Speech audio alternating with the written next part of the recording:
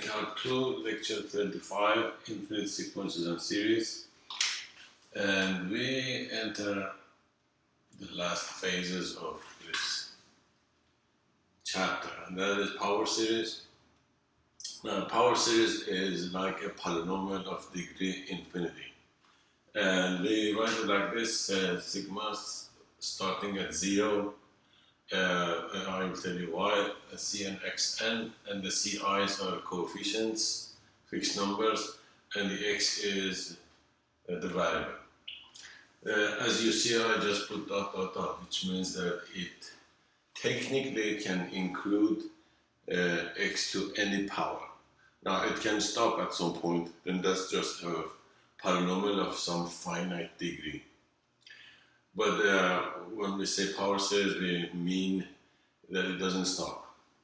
So it just goes on, and the Ci's, some of them might be 0, which is okay, but it's not that all of them are 0. So an infinite number of them are not 0. Okay. So why is this important? We will see in the coming section on Taylor series that a nice function, a function that can be differentiated infinitely many times, like e to the power x, sine x, cosine x, say ln x, and blah blah blah. These functions, they have some kind of power series expansion, which is called Taylor series. Now, the Ci's, why do they use Ci, not Ai? That's because this is like just a series. So this is a series, but what's usually when we talk about series, we use Ai for that. So we use An, say, and from 0 to infinity, say. And if I compare with this, it means that in the case of a power series, the general term of this series is in fact Cn xn. So the general term includes the variable x. So the general term of a power series is Cn xn, not Cn. Cn xn. Now, everything that we studied about the series applies here. But we have to give some value to x to apply it. So if I give x some value, then it is simply a series. And I can talk about, say, its convergence or divergence and some other things. It can be alternating, depends on the value I give to x, for example. It depends on the coefficients, and yeah. So everything that we had before applies to this, and there's another thing that comes into the picture, which you will see, and that is for what values of x is this convergent? So we will study that in this section, in fact, and in the coming section, the convergence and divergence of a power series. So let's first look at it more carefully. Let me erase this.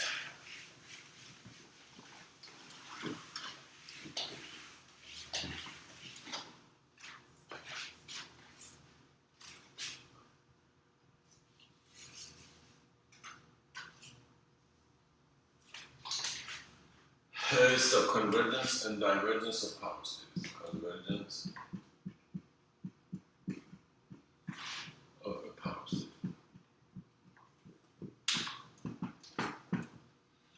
So usually we ask this, for what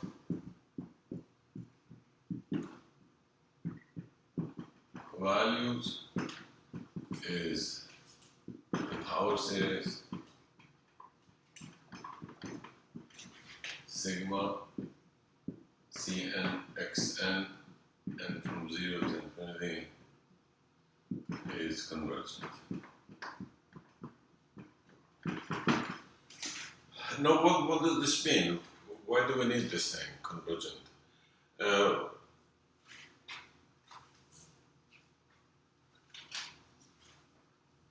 you see, this resembles a polynomial, and a polynomial is function, right?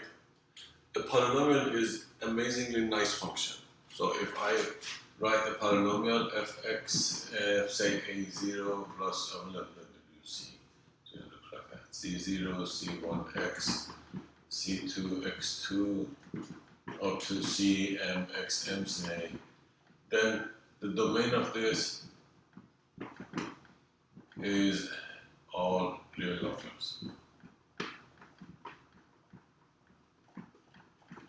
right? Domain is all real numbers, which means any real number will give me a fixed value for fx, and this is an amazingly nice function. Perhaps polynomials, not perhaps, polynomials are in fact the nicest functions. They have derivatives of any degree. In fact, at some point it will be zero. That's okay, so if I find the derivative, say n plus 1 times, I will get 0. But that's okay, that doesn't mean that it means the derivative exists, but it is 0. So, and they are, well, that's what we call smooth. So it is smooth, nice, it has no corners. Now, but when it comes to power series, this looks like a polynomial of degree infinity. So we can talk about this domain. Say, okay, if this is some kind of infinite polynomial, can this have value for any, say, x, or let's say, not value, let's put it this way. When I put some number for x, is this series convergent? That's the meaning of a finite value. So in fact, what we are studying is the domain of this. The domain of this, and in fact, put it another way, we are trying to find out for what values is this object a function. Is this object a function? So this is something. This is some mathematical object. We are asking this question, for what values is this a function? Remember, a function has the property that it is well defined for x's in its domain. So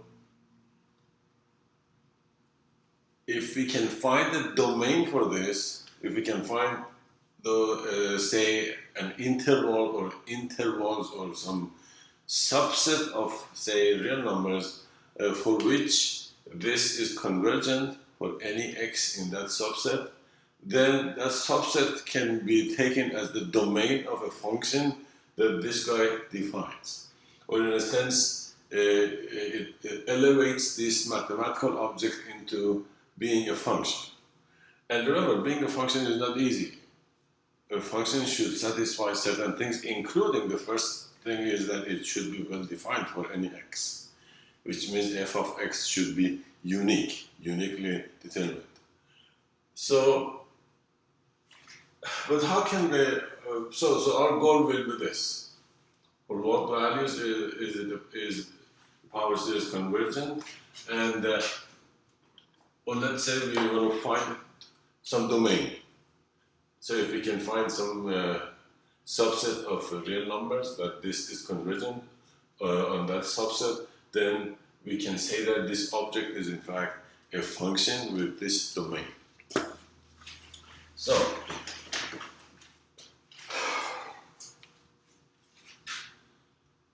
okay, now how can we analyze this? We have two tools, basically. So, the tools we have here,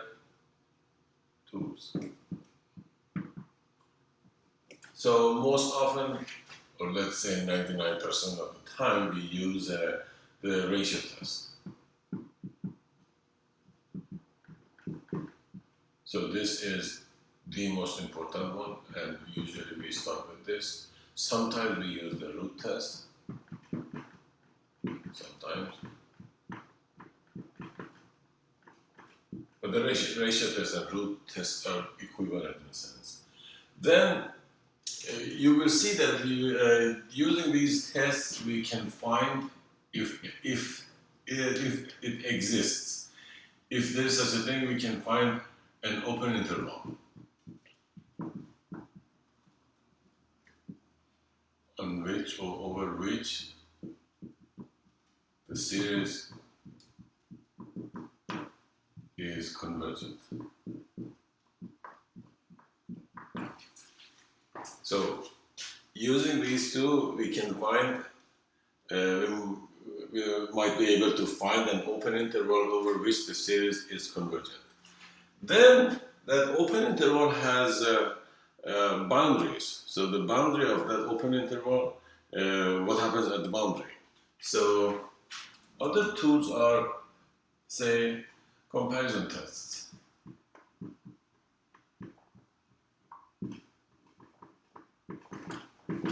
Used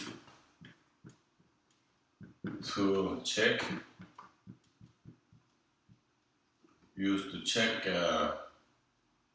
say boundary points.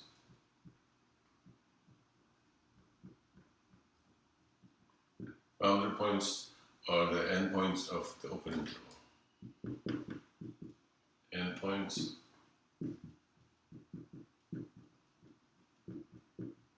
the open interval.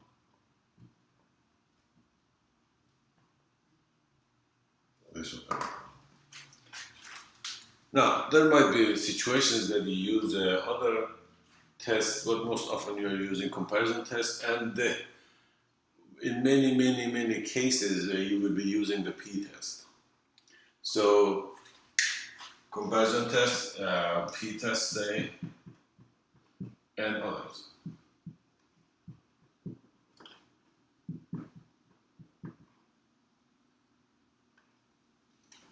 Okay, so the ratio test is used here, then just don't lose it here. Then use comparison tests or p-test, depending on the situation, to check the endpoints. So let me give you examples of what this means. So now this interval, let me so the interval that the ratio or root test gives us is something like this. So the interval, so ratio test or root test gives us some interval AB. Then other tests give us convergence or divergence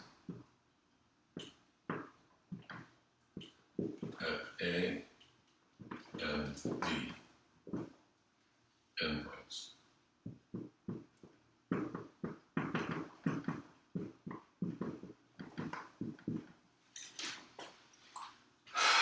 Okay, so now any intervals on a line are like circles. In fact, they are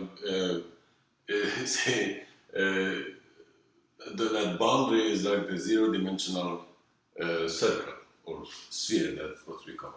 So, and that is in fact a disk. So it has a center. What is the center? So if I have let's use it here.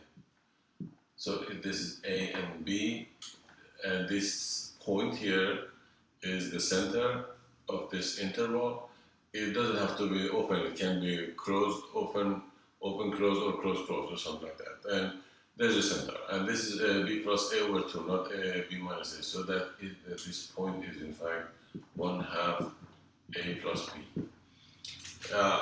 Then, if we find this center, we usually start with center. Center, in fact, is the point at which we are trying to find convergence. So we will see that. Then this center going this way or this way, we call this R, and this R is radius of convergence.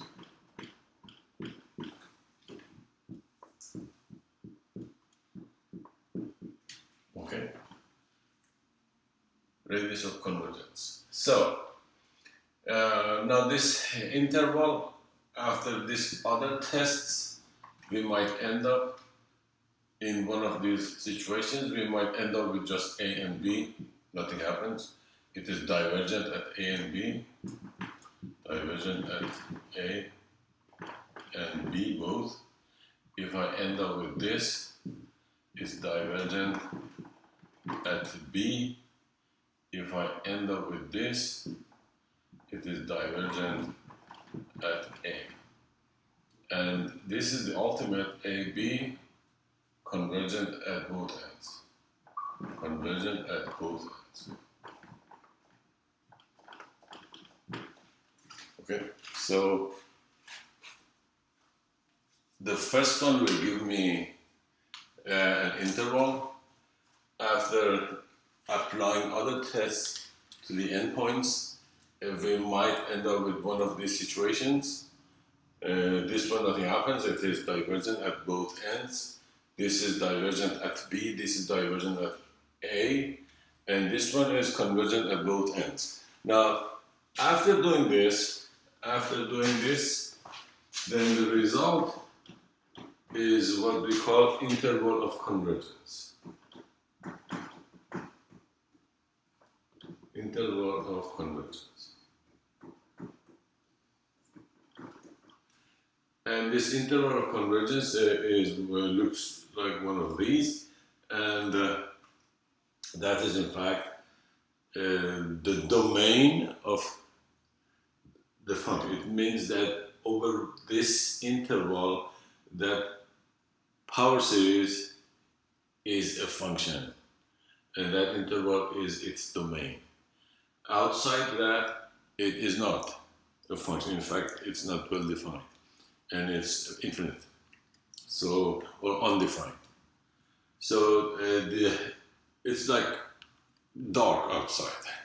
Only inside this, it is a nice function. Outside this, it is either undefined or it's infinite. I mean, it's divergent in general. So now, again, I emphasize, please be careful. This is usually students do this correctly, except they sometimes forget the absolute value. Remember this ratio test that we used, I defined yesterday, it has absolute value, so we will see that. Then when we're done with this, you have to check the endpoints, and for that you have to use one of the other tests. Then when you're done with testing the endpoints, you will come up with something, one of these, and then that is your interval of convergence. Now, the center and the radius they come at the beginning. I mean, they're much easier to find, but in my opinion, this interval of convergence is maybe more important than the radius of convergence. Although the radius of convergence in some sense is telling the mathematician or the person who is analyzing something that how big that is. In fact, yeah, this is like radius of a circle. It tells you how big the circle is or how big the disk is. So let's try some examples. And basically that's what we will be doing. And even in Taylor's, well, Taylor's is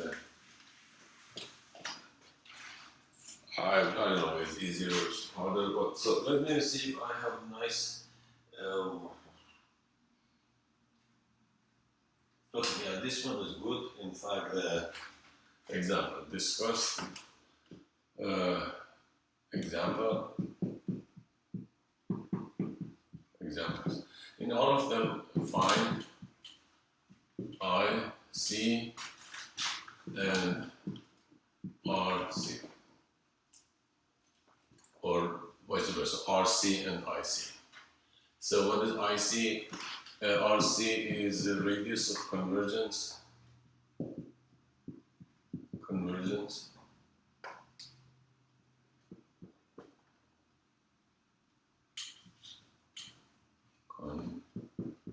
Convergence.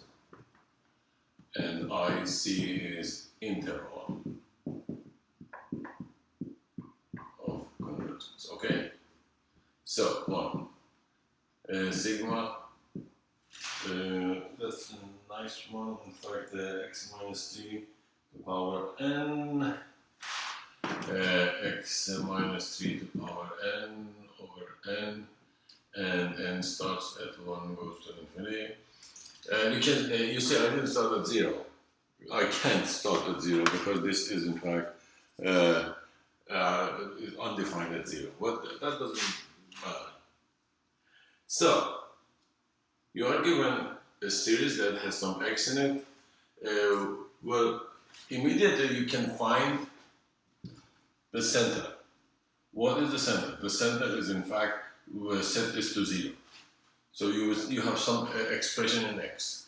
So if I set this to 0, x minus 3, 0 will give me x is 3, this is the center.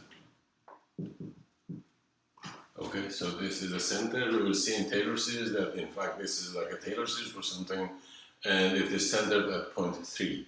We are extending the function something about point 3. So ratio test. I prefer ratio test, so we can say why not using root test, that's okay. But ratio test is much better here, so we have to find this limit as n goes to infinity of an plus 1 over an, which is limit as n goes to infinity. Don't forget the absolute value. This is crucial. The absolute value here is crucial. If you see plus minus or minus 1 to the power n, get rid of that because the absolute value kills that. So on top I have x minus 3 to the power n plus 1. Denominator is n plus 1. Here I have x minus 3 to the power n over n. Okay?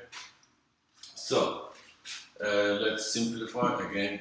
Look, this is multiplied by this, and this is multiplied by this. So, I have a limit as n goes to infinity.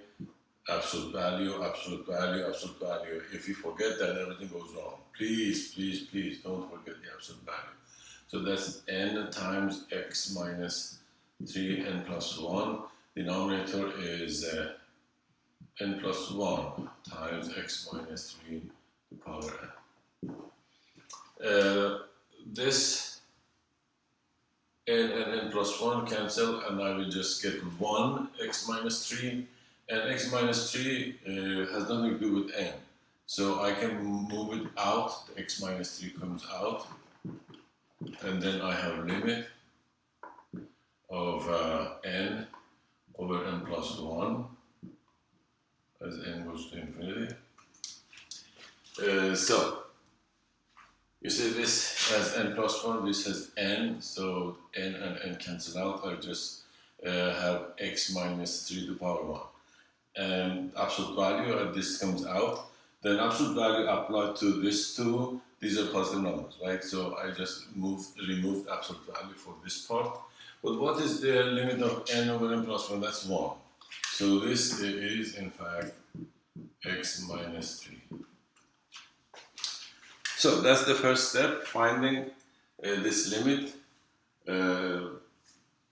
Then we can apply results of the ratio test.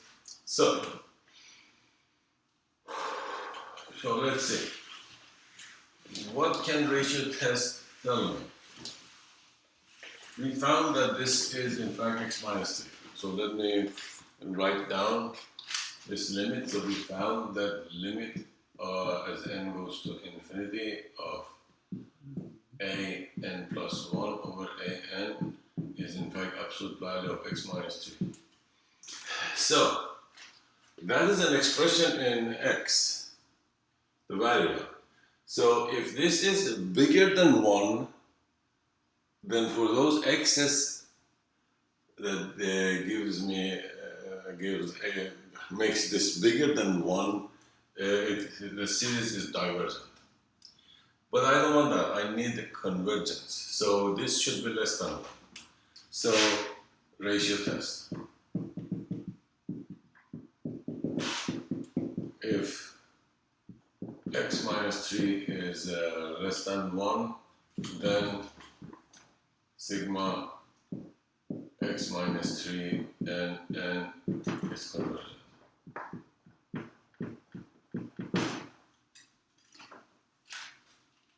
Okay? So that's in fact the limit. So let's analyze this. X minus 3 less than 1. From elementary college algebra, this is equivalent to saying that x minus 3 is less than 1, bigger than negative 1. Then I move this to this side and to this side.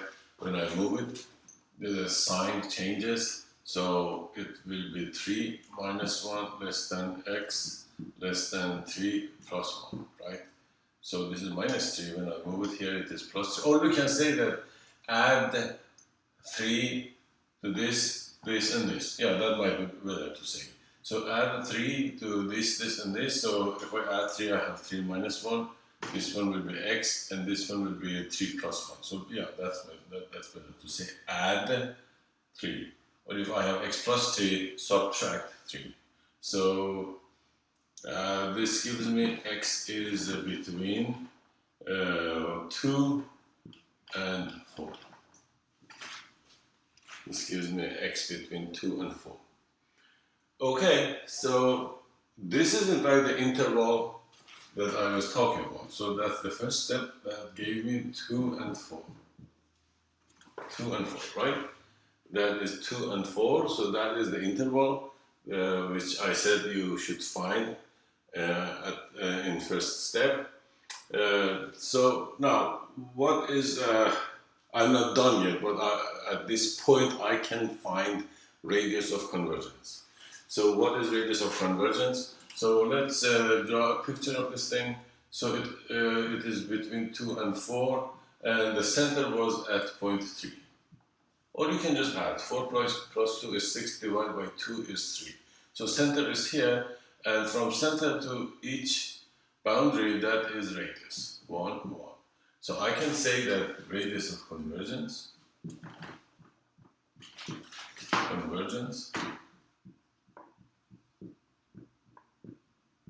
is 1, or RC is 1. Okay, so the first step in analysis gives me the open interval, and also it can give me the radius of convergence.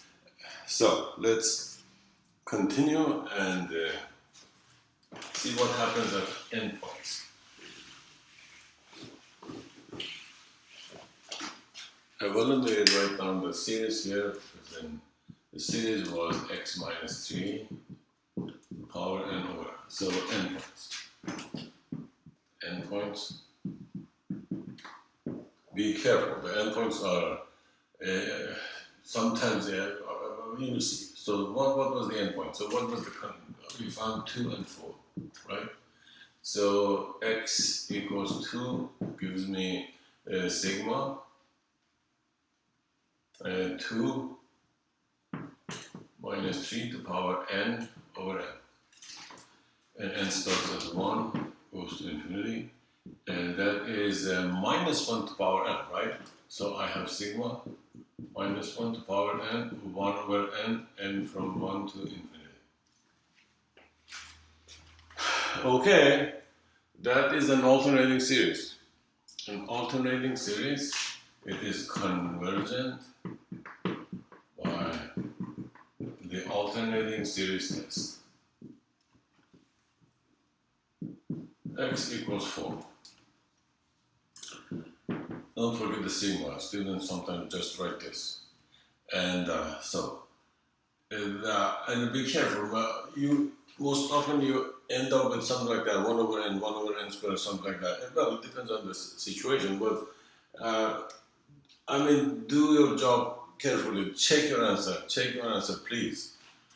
check or answer from the first step. Okay, do it at least 2 times. It's very simple. Just do it 2 times.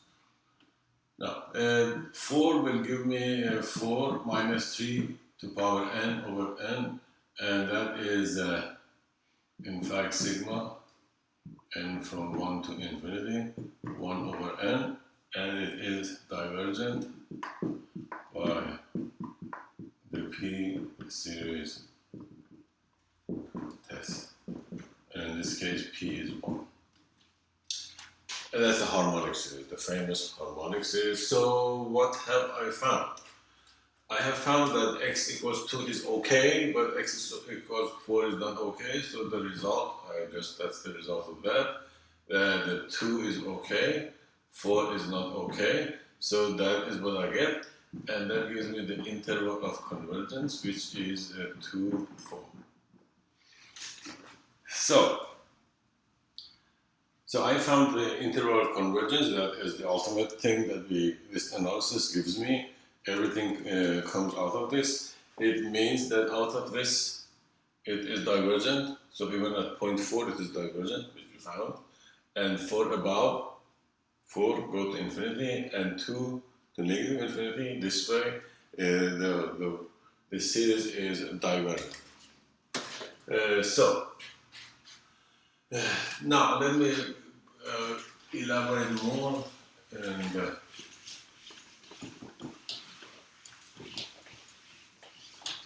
so it means that for x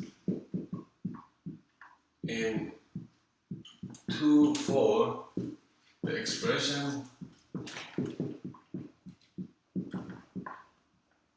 sigma n from 1 to infinity x minus 3 to power n over n is a function.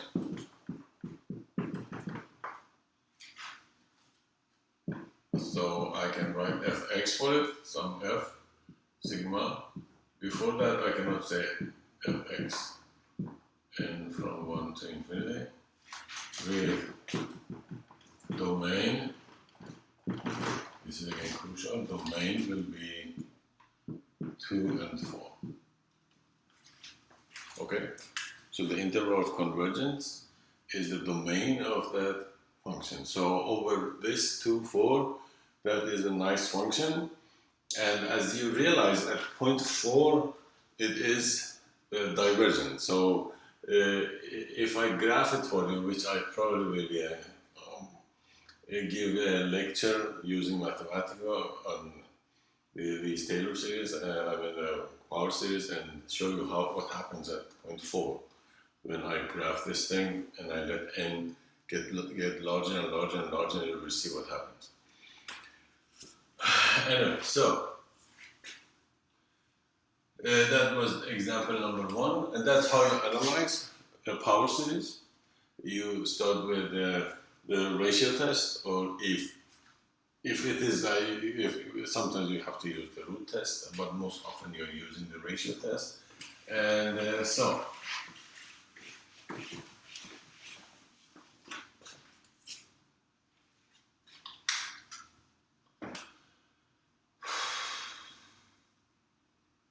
example number 2, let's say that the expression is sigma x plus 5 to power n over n squared. And let's n go from 1 to infinity. Step 1 is a ratio test again.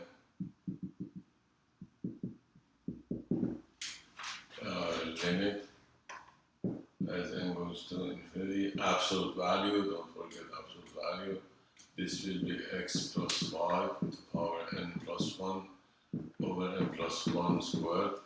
Then here is x plus 5 to power n over n squared.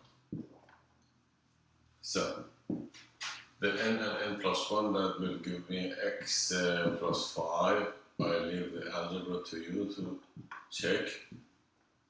And on top I have n squared and n plus 1 squared.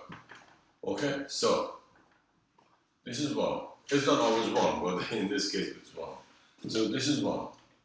and this is the only thing that remains, x plus 5, right?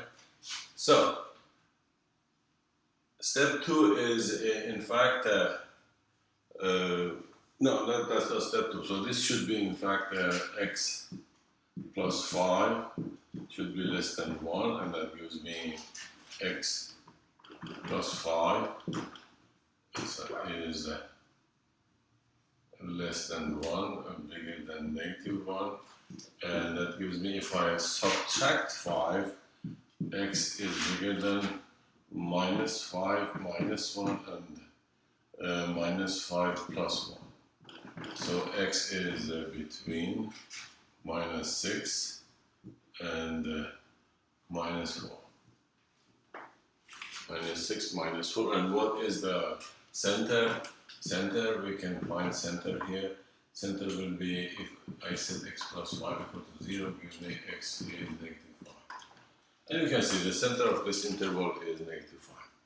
So I have center, I have this, and let me erase this. And as I said, from these two, the center and this, we can find the radius of convergence. So let me erase this. So center is is at 5, -5. Center -5. Interval was -6, -4. So I have -6 here, -4 here, and -5 here. So again, the radius of convergence is 1. This gives me that radius of convergence is 1. Again, I'm saying this is not always 1, please. In these cases, it's 1. So we will see when it's not 1. I will give you more and more examples, don't worry. So now, second stage is endpoints. So let me analyze the endpoints. So endpoints are endpoints. So x and -6 will give me, I have to insert -6 here, and from 1 to infinity, -6 plus 5 power n over n squared. So that is sigma. -6 plus 5 is -1. So on top I have -1 to the power n, and from 1 to infinity, -1 to the power n, 1 over n squared.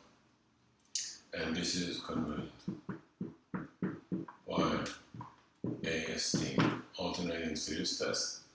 X equals -4 gives me sigma, and from 1 to infinity, -4 plus 5 power n over n squared, and that is sigma 1 over n squared, and this is convergent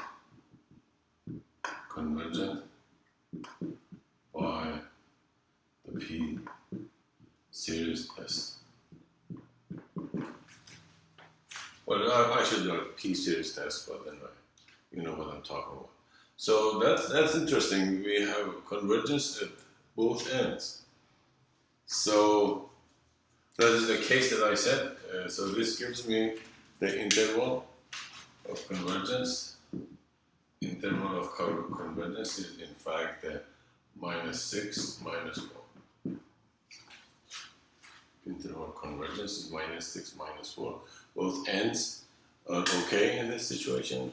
And so let's see what this means for us.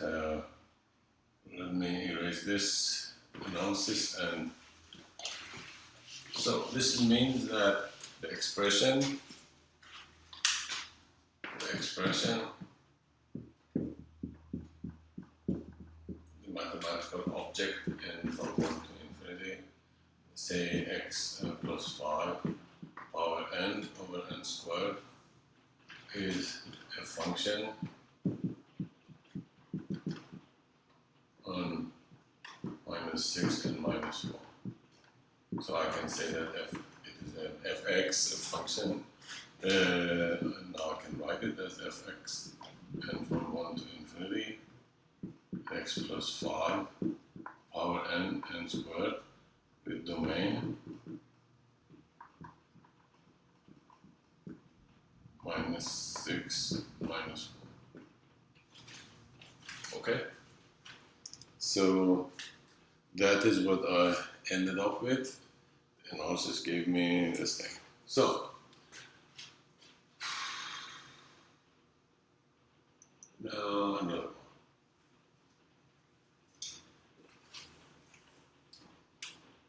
Number 3.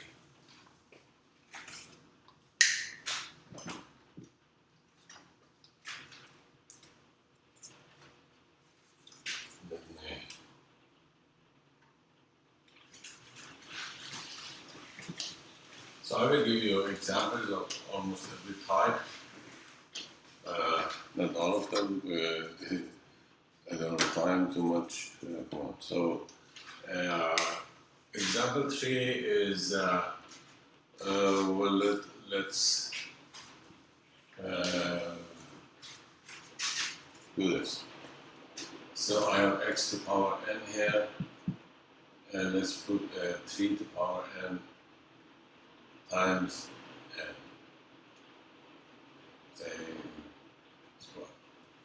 Okay. So ratio test.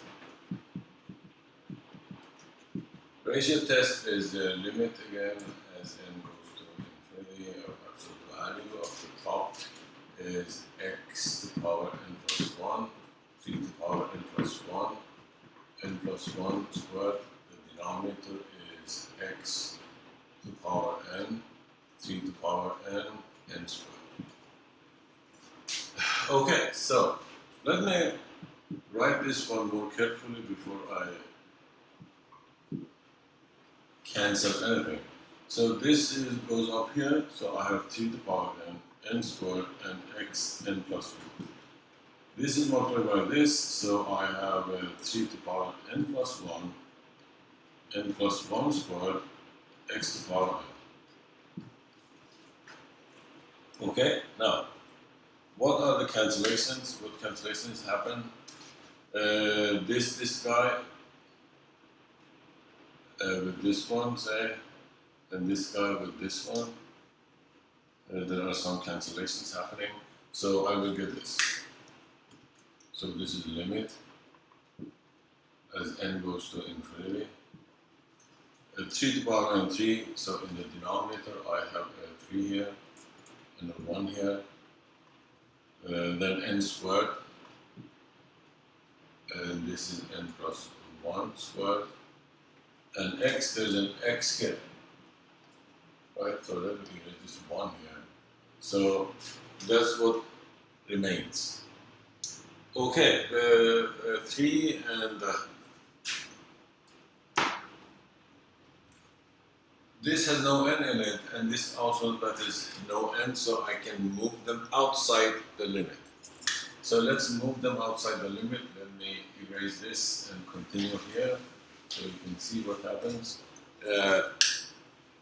So I have an x and also 3. Just x needs absolute value because x is variable. Don't forget, please, please, please.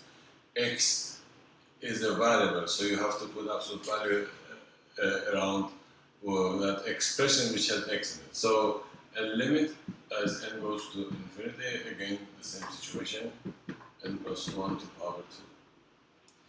So this limit is 1.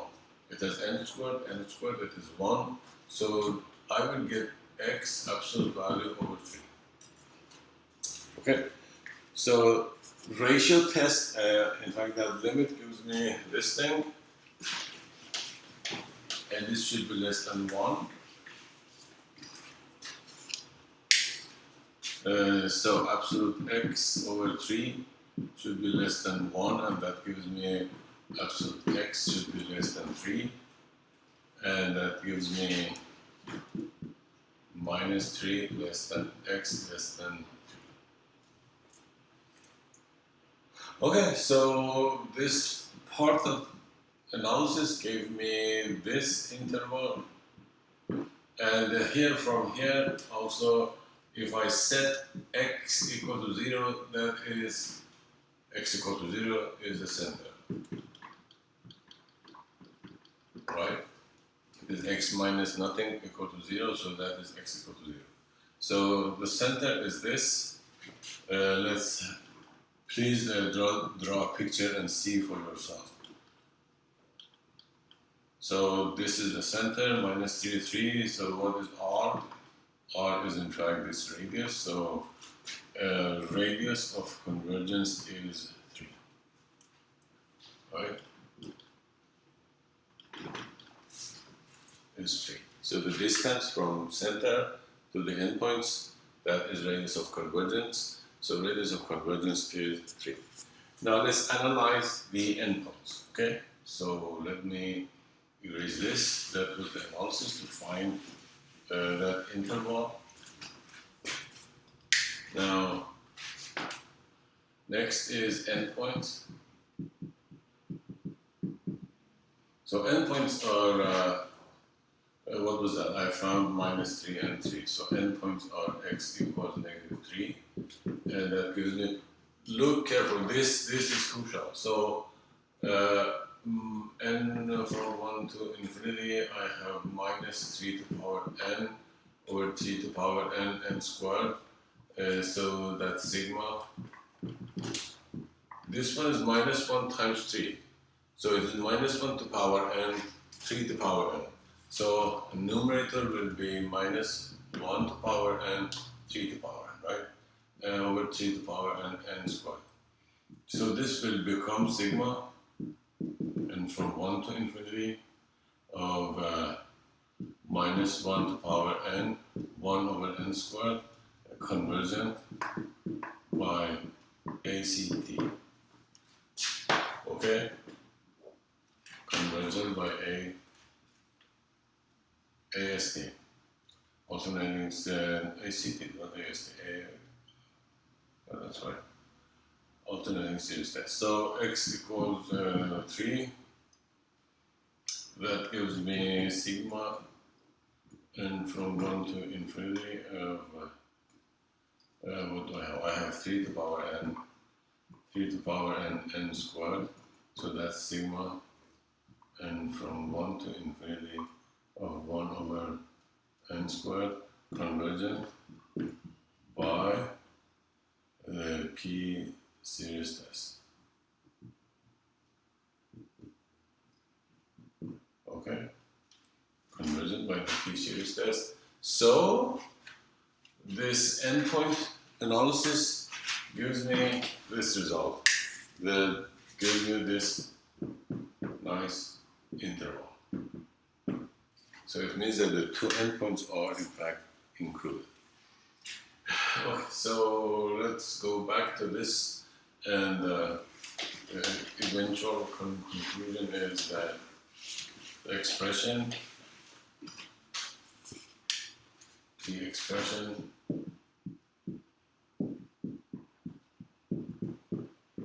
sigma n from 1 to infinity xn over 3 to the power n squared is a function over minus, what is that, minus 3? Yeah. So I can say that fx, it is a function now, sigma n from 1 to infinity xn 3 to the power n squared with domain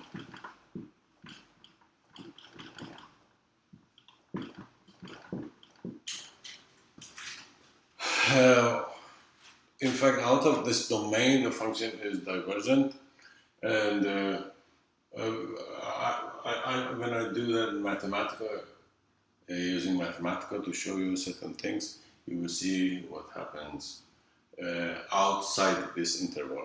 In fact, I can give you these two examples, and you will see that. Okay, so I stop here, and we'll continue this and also Taylor series.